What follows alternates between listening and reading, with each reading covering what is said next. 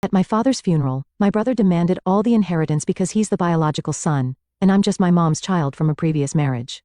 I said, 0K, I have renounced it, but never contact me for the rest of your life no matter what. He smirked and said, like I ever would. Steve arrived over 30 minutes late for our meeting without apologizing, and immediately said something outrageous. The inheritance? I'm the real child, so I'll take it all. You, as a stepchild, are just an outsider. Isn't it greedy for an outsider to claim the inheritance? Steve kept laughing about being the real child and monopolizing the inheritance.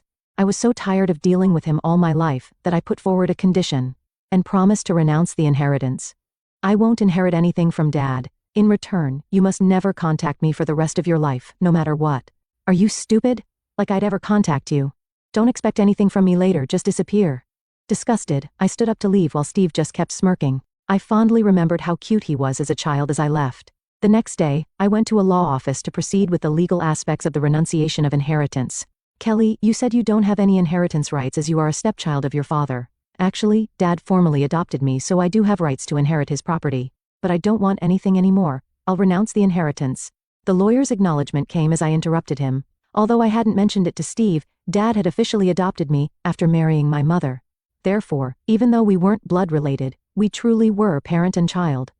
I was aware of everything Dad owned from the estate investigation, yet I wanted to be free from the complications of being called a stepchild, or a legitimate child, so I had chosen to give up everything. A month later, the lawyer informed me that the family court had accepted my renunciation of the inheritance. Reluctantly, I contacted Steve. Hello? My renunciation of the inheritance is complete.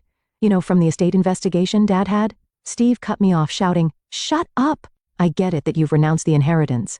Stop acting like a real sister and don't ever contact me again." He hung up, and I sighed deeply. Knowing that Steve would eventually come crying made me feel even worse. 3 months passed, and then I started receiving numerous calls and emails from Steve. Reluctantly, I answered the phone, hearing his exhausted voice. You know what? I need to borrow some money. Dad had debts, and I can't keep up with the repayments. I used Dad's savings too, but it's not enough. What? Sure, Dad had some loans to repay, but if you used all his savings for it, it shouldn't have been this bad. When I responded that way, Steve yelled back, "Did you know about this? Did you push the debt onto me knowing all this? You have such a bad personality." Oh right. Because you're just a stepchild. You must be jealous of me, the legitimate child.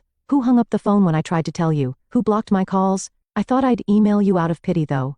And yet you unblocked me when you got into trouble? Who's really the one with the bad personality here? I had learned about Dad's financial situation, including his significant debts, as part of my renunciation process handled by the lawyer. I had tried to inform Steve, but he had cut off all communication, so I left it at that. As expected, he ended up coming to me in tears. Sure, Dad worked for a big company. But can you imagine how hard it was to send you to high school and college? There were educational insurance and Mom's life insurance, but things like the house and car had to be paid with loans. I'm not your sister, right? You should talk to the mortgage lender or the lawyer instead of me, an outsider. What are you talking about? Don't sweat the small stuff. Besides, I'm treating you like a sister even though you're just a stepchild, so be happy about it. Come on, Kelly, give me some money. Furious at his smug voice, I hung up sharply and blocked Steve's number. He didn't know where I lived alone, and I hadn't left any clues about my home at Steve's house. Just to be safe. I even got a new cell phone, thinking that would stop his calls, but I was wrong. Kelly, please, I need money, otherwise, I can't survive. Steve started showing up at the city office where I work. Unlike when he acted arrogantly towards me, he now appeared genuinely distressed, visiting me repeatedly. He only came during lunch breaks, which seemed to indicate he was sneaking out from his job. On days he didn't visit, he would still call multiple times, disrupting my work. I explained the situation to my boss, and they moved me to an administrative position,